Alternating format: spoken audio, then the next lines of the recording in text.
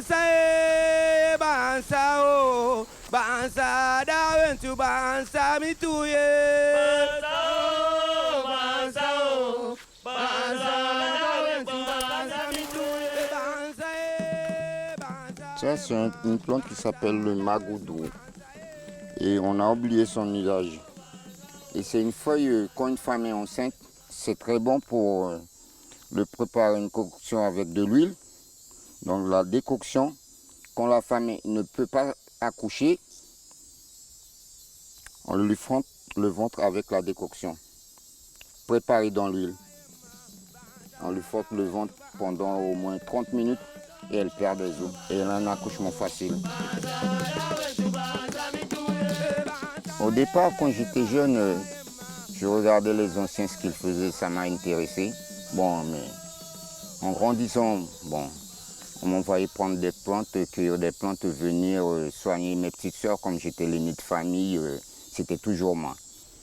Et puis un jour, j'étais à Patou pour l'enterrement d'un proche. Et puis j'ai rencontré un monsieur Antoine Lamoraille. Hein.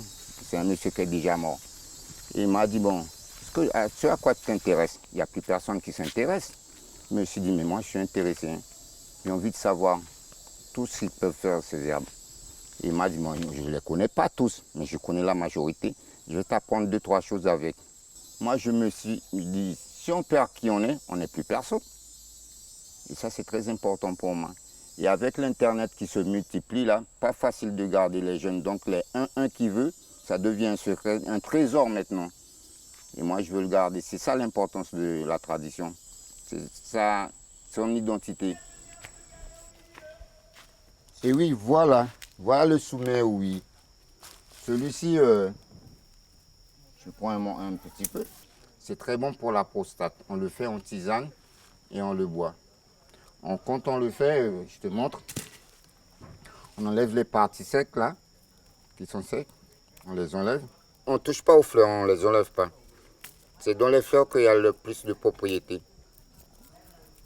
Donc, bon, on le fait en général à partir de quand on se sent mal.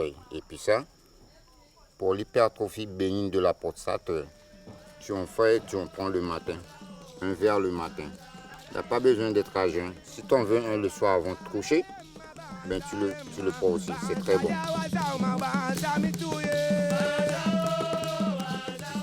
Vous savez, c'est pas pour embêter la pharmaceutique là parce que ça va les gêner, mais chez nous quand même, ça coûte cher les médicaments.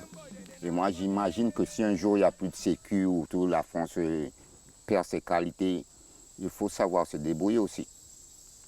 Voilà pourquoi je veux surtout que ça reste. Vous imaginez, vous êtes en forêt, il y a une invasion d'insectes par exemple, on ne sait pas, tout peut changer dans ce monde. Et puis, tu as tes herbes et tu te fasses tuer alors que tu as le médicament à portée de main. Il faut garder un savoir ça ne se jette pas.